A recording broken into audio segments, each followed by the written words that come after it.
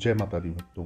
आज का जो वीडियो ये उन सब भक्तों के लिए है जो अक्सर मुझसे पूछा करते हैं कि गुरुजी हम बेल पत्र के बारे में यानी कि बेल के पेड़ के बारे में जानना चाहते हैं। क्या उसे घर में लगाना चाहिए या नहीं लगाना चाहिए? अगर लगाना चाहिए तो किस प्रकार से लगाएं? क्या उसका महत्व है? क्या उनके पत्ते हम रोज़ तोड़ सकते हैं या नहीं तोड़ सकते हैं? कैसे शिवलिंग पे वो अर्पित किए जाते हैं, समझ जानकारी इस वीडियो के माध्यम से देने जा रहा हूँ।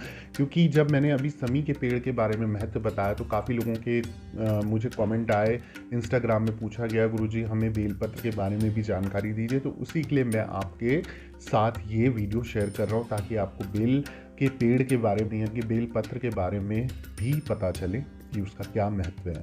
तो अभी जैसे सावन के समय पे पवित्र महीने में भगवान शिव को प्रसन्न करने के लिए उनके भक्त कई तरह के जतन करते हैं।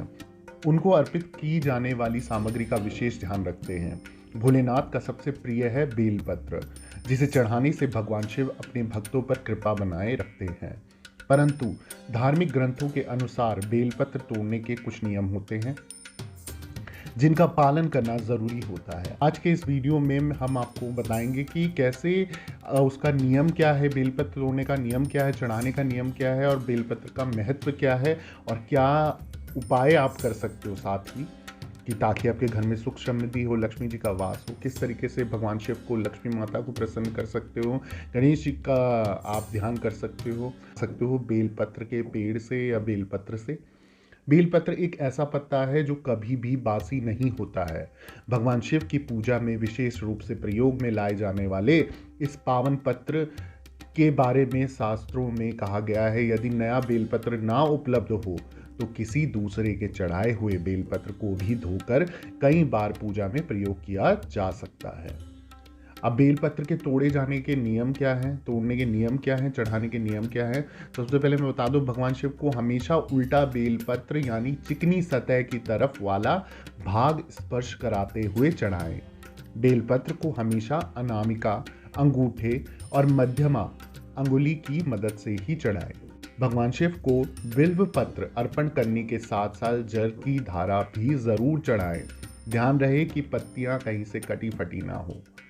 बेलपत्र का महत्व क्या है? शिव पुराण के अनुसार श्रवण मास में सोमवार को शिवलिंग पर बेलपत्र चढ़ाने से 1 करोड़ कन्यादान के बराबर फल मिलता है।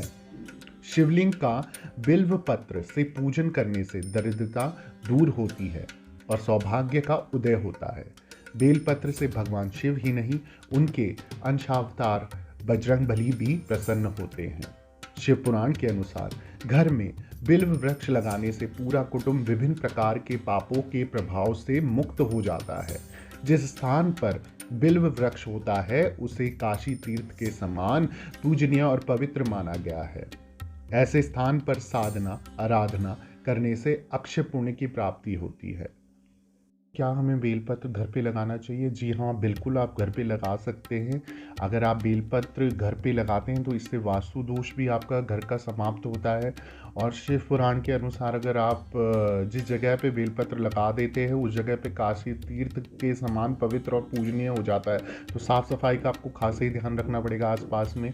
और उनका जो पूजा पाठ है, जो दिया बत्ती आप जो करेंगे वो भी आपको ध्यान रखना पड़ेगा। और बहुत शुभ माना गया अगर आप घर पे इस बेलपत्र को लगाते हैं। तो बेल का पेड़ जो है अगर आप जहाँ जिस दिशा में लगाते हो, हर दिशा के अपने अपने एक फ़ायदे हैं।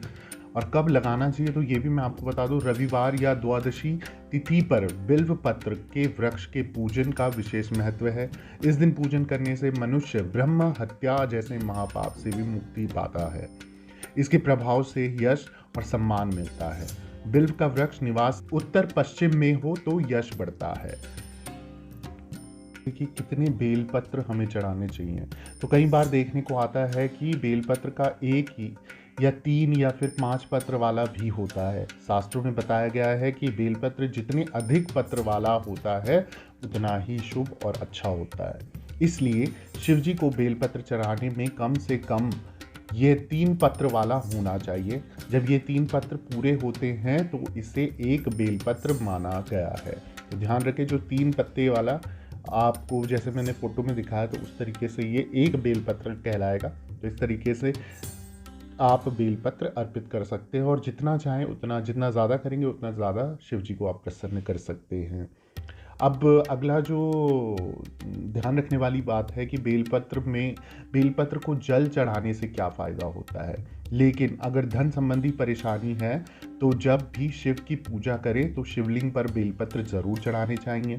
मान्यता है भगवान शिव को बेलपत्र ज़्यादा प्रिय है और अगर शिवलिंग पर बेलपत्र और जल चढ़ाकर विधि विधान से पूजा अर्चना की जाए तो धन के अलावा इंसान की अन्य समस्याएं भी दूर हो जाती हैं। तो ये भी एक बहुत ज़रूरी चीज़ है जो हमें ध्यान रखनी है।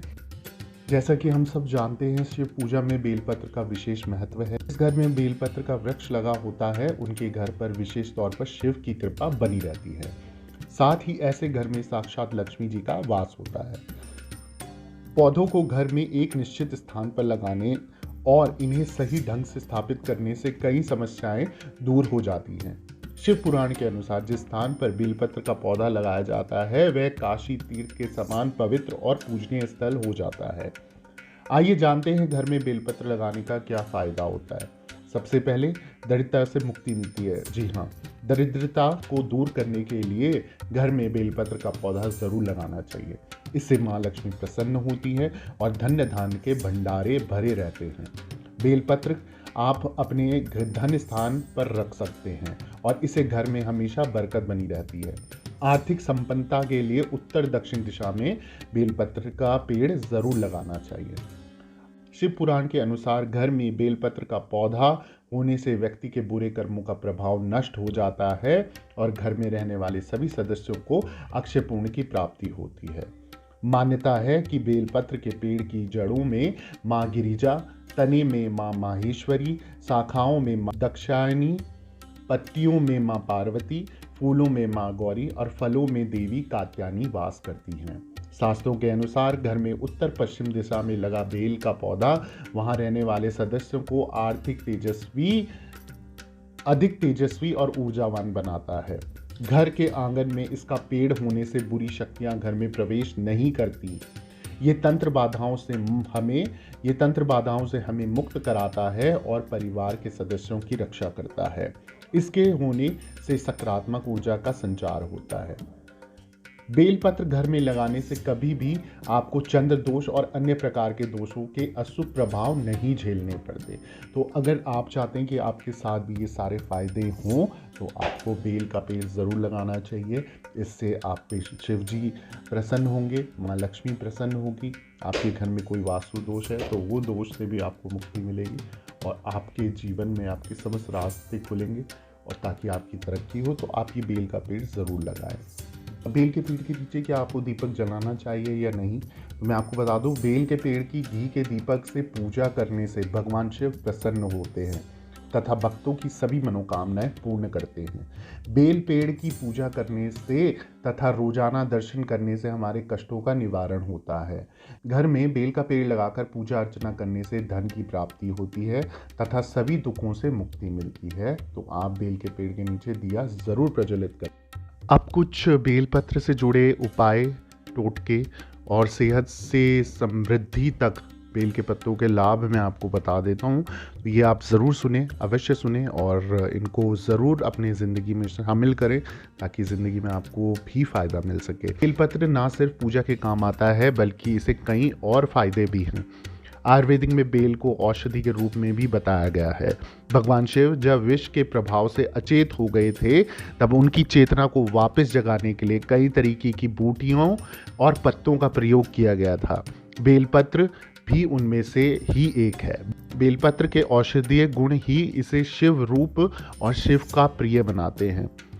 शिव पुराण में बेल की बड़ी महिमा बताई गई है।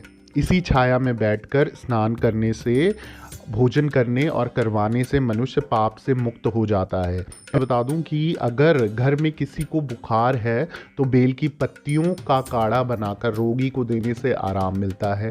यदि आपको कभी भी मधुमक्खी, बर्र और ततैया काट ले तो कांटे के स्थान पर बेलपत्र का रस लगाने से भी राहत मिलता है। माना जाता है कि वायुमंडल में व्याप्त अशुद्धियों को सूखने की क्षमता बेल वृक्ष में खूब होती है। बेलपत्र से आपकी आर्थिक स्थिति अगर आपको ठीक करनी है तो उसके लिए एक बहुत फायदेमंद उपाय मैं बताने जा रहा हूँ। सावन शिवरात्रि या महाशिवरात्रि के दिन शिवजी की पूजा में चढ़ाए गए बेलपत्र पर शाम को चंदन से ओम लिखे, ऐसा कम से कम 3 बेलपत्र लेकर अपनी तिजोरी में रख लें। ऐसा करने से आपके घर में धन की तंगी दूर हो सकती है और साथ ही रुके हुए पैसे भी आपको प्राप्त हो सकते हैं। बेल के पेड़ की पूजा करने से माँ लक्ष्मी प्रसन्न होती है और धन की प्राप्ति होती है। इसलिए सावन में शिवजी को बेलपत्र चढ़ाने के साथ साथ बेल के वृक्ष को भी जल दे, इससे आपको बहुत फायदा मिलेगा। अगर आप कानूनी संकटों में फंस चुके हो, बिना वजह किसी केस में फंस चुके हो, तो अगर आपकी काफ़ी समय से गलत मुकदमेबाजी में फंसे हैं, रामचरितमानस के उत्तरकांड में लिखित श्री राम श्रुति का पाठ ज़रूर करें। इस दौरान अपने साथ कुछ बेलपत्र भी रख ले। पाठ पूरा होने के बाद इन बेलपत्रों को बहते हुए पानी में प्रवाहित कर दें। ऐसी मान्यता है कि अगर किसी की शिव या बेल वृक्ष की छाया से होकर गुजरती है तो उनको मोक्ष प्राप्त होता है। अगर आप अभी तक संतान सुख से वंचित हैं तो अपनी उम्र के बराबर बेलपत्र लें और इन्हें अब कच्चे दूध से भरे बर्तन में डुबोकर शिव जी को चढ़ाएं। भगवान शिव जल्द ही आपकी प्रार्थना सुन लेंगे और आपकी खाली झोली भर देंगे। सावन में बेल वृक्ष लगाने से वंश की वृद्धि होती है।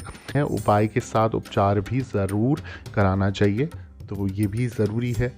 और साथ ही अगर आप अपना दाम्पत्य जीवन मधुर बनाना चाहते हैं तो महाशिवरात्रि के दिन यदि पति और पत्नी दोनों एक साथ भगवान शिव की पूजा करें, एक साथ बेलपत्र चढ़ाएं, तो उनके वैवाहिक जीवन के सुख में वृद्धि होती है। ऐसे शिव भक्त संतान की तरफ से भी संतुष्ट रहते हैं। महाशिवरात्रि के दिन आप घर में भी बेल का पौधा लगा सकते हैं। फिर रोजाना इस पर जल चढ़ाने से पापों से मुक्ति मिलती है। शिव पुराण में बताया गया है कि सुबह शाम बेल वृक्ष के दर्शन मात्र से पापों का नाश होता है। बेल वृक्ष को सींचने से पितृगण तृप्त होते हैं। बेल वृक्ष और सफेद आंख को जोड़े से लगाने पर अटूट लक्ष्मी की प्राप्ति होती है। शिवजी पर चढ़े हुए बेल के पत्तों को तिजोरी में रखने से बरकत होती है। कि 40 दिन तक बेल वृक्ष के 7 पत्ते प्रतिदिन खाकर थोड़ा पानी पीने से स्वप्न दोष की बीमारी से छुटकारा मिलता है। इस उपाय के साथ चिकित्सक से भी सलाह ले सकते हैं। तो कुछ ज़रूरी जानकारियाँ थी और ज़रूरी उपाय और टोटके थे जो मैंने आपको बताया कि बेलपत्र के पेड़ और पत्तों से आपको क्या फ़ायदा मिल सकता है। इसी तरह अगर आपको और कोई जानकारी चाहिए, जो आप किसी संकट में है, किसी परेशानी में है और आप जगह जगह भटकने के बाद आपको कहीं भी निवारण नहीं मिल रहा है, तो आप स्क्रीन पे ऑफिशियल आईडी देख रहे हैं इंस्टाग्राम की, ऑफिशियल देवी भगवती शक्ति के नाम से। इंस्टाग्राम में आप डायरेक्ट मुझे मैसेज कर सकते हैं, ऑडियो मैसेज भेज सकते हैं अपनी परेशानी को लेके। जो भी परेशानी होगी आपको रिप्लाई आएगा। मैं आजकल 8 से 9 बजे रात को रोज़ लाइव आता हूँ। लाइव जुड़ के भी अपनी प्रॉब्लम मेरे से सॉल्यूशन मांग सकते हैं। बाकी जो भी सच्चे मन सच्चे भाव से देवी भगवती सच्ची शक्ति माँ डाटकाली के दरबार से जुड़े, उनकी सबकी मनोकामना पूरी हो, सबकी झोलियाँ भरे माँ। जय माता दी।